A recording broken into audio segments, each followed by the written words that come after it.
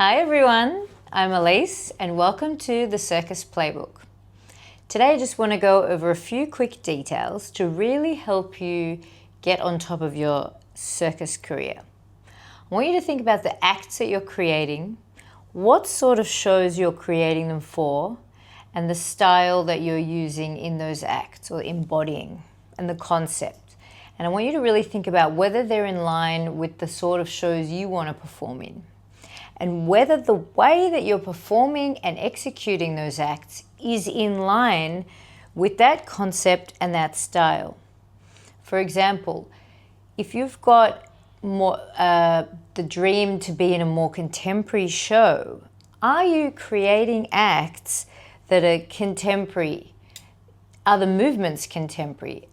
Or are you still doing sort of more of a traditional style of movement and act? And the same goes for the song and the way that you put the act together and even the costume. So thinking about those little details will really make a big difference when you're applying for specific shows. And again, if you don't have specific shows in mind that you'd like to apply for, think about creating acts that are more versatile in the sense that it could potentially go for a few different styles of shows. For example, maybe an act to classical music, but done in a certain way that's not too traditional, will definitely open up more opportunities for you to perform at corporate events. And if it's done in a certain way and it's really got a high level feel to it, will also help you even get dinner theatre shows and even a lot of other big productions. So really thinking about those little elements will really make a big deal and a really big difference in the way that you progress in your career. And I also really want you to think about the way that you execute your skills. Are you simply running through skills and just sort of whacking an act together? And sometimes you have no choice to do that, but to do that because it might be a last minute gig or a last minute event.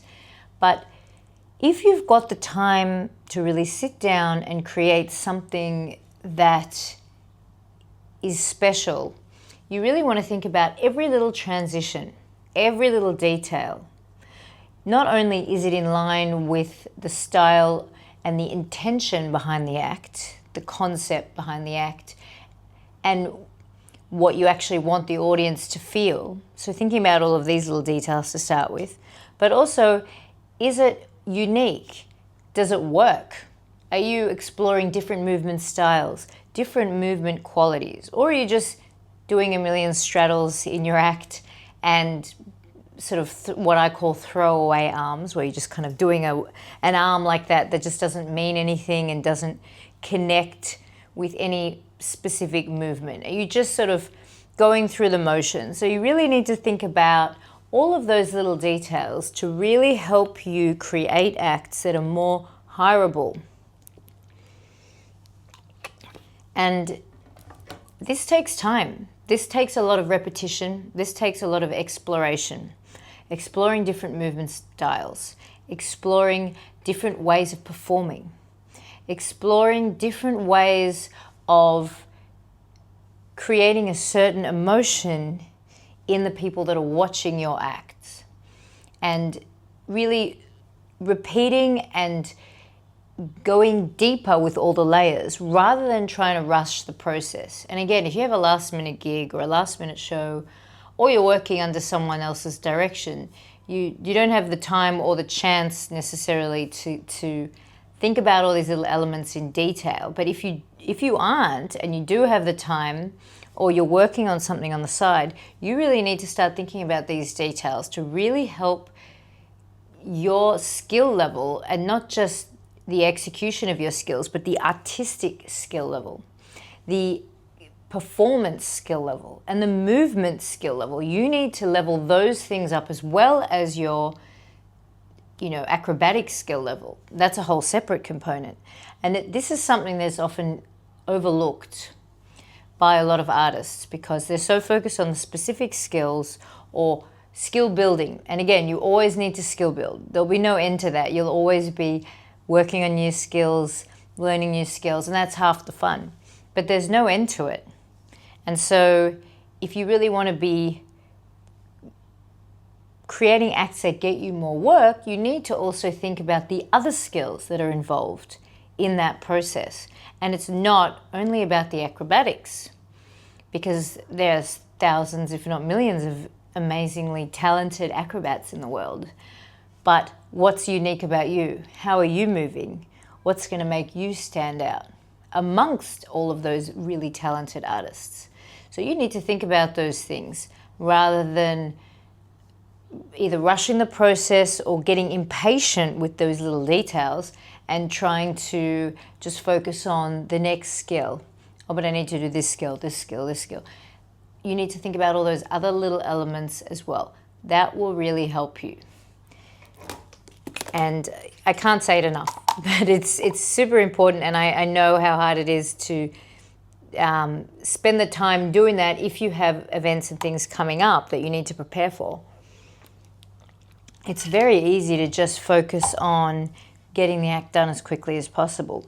And again, like I said, you often don't have the time to do these little, work on all these little but important details. And you do often have a deadline that you need to work towards, that you need to focus on. But when you do have the time, think about these little elements, because these little elements aren't so little. They're big in the grand scheme of things in terms of the sort of acts that you're creating, your level of artistry, your level of performance, your level of movement, your level as an artist, rather than just your level as an acrobat. These are really, really important elements that I want you to really think about from now on. Also, I want you to think about whether you're letting limiting beliefs hold you back from the things that you actually want to achieve. Do you deep down think that you're not good enough, and that's why you're not putting yourself forward for specific auditions or castings as they come up? Or you're waiting for a better opportunity, waiting for the time that you've actually made a better act, which may never come if you don't get onto it. Are you waiting for these things? Because often you need to just put yourself out there, even if it's not perfect. And that's not just with act creation and trying to get work. It's also with your life in general. You can't wait for every little detail to be perfect before you put yourself out there, before you go for an opportunity. Because sometimes there are elements like luck and timing that do come into play. And then in that case, it's the luck and the timing components will favor those that have actually put themselves out there. The people that have just put themselves forward or gone for it anyway, even though they weren't prepared and it wasn't ideal, but they just did it anyway. So there is a little bit of an element of that too. Really just not waiting for the perfect time, not waiting for the perfect opportunity, not waiting to be more ready, but really just going for it. You really have to just put yourself out there. You have to go for it. Even if it's not perfect, do it. The same with even just posting things on Instagram as an artist, because even though you don't want to direct casting people to your Instagram, it is important that your Instagram looks somewhat professional in terms of what you've got out there. And also put your training videos and things like that on there, even if they're not perfect. It's better to have some of your material on there than nothing on there, unless it's just a personal account, just more of just you and close friends sort of account with more, pictures of dogs and things like that. But if you're actually wanting to really put yourself out there and get work and you're applying for auditions, often, especially these days, people will want to maybe have a quick glance at your Instagram. And they will want to see, that you're a sort of fun person, you're going out, not partying too much, but that you've got a bit of a life and that you've got friends and things like that on there as well. But you also want to make sure that you've got some good videos of you creating things, good videos of you training, performance videos as well, maybe some other artistic hobbies and passions that you have that you're also working on. You know, having all of those little little things there for people to show, for people to see. So showing people your progress and your progression, your training, I think that's really important as well, rather than waiting for the masterpiece to be finished before you post it. Because, I mean, even then, you know, how most people won't, they'll just glance past it anyway. I mean, that's the reality of social media these days. You know, we're so bombarded by the stories and the feeds that people just sort of, they're just scrolling through. So put it out there. Put it out there in life. Put it out there on your social media, because if you're hiding everything, no one will know. No one will know your talents. If you can sing and you don't put it out there, no one will know that you can sing, and it could come in handy. You know, there are instances where people are like, oh, we need someone that can sing for this show. I know such and such, I know she can do this and she can sing, you know.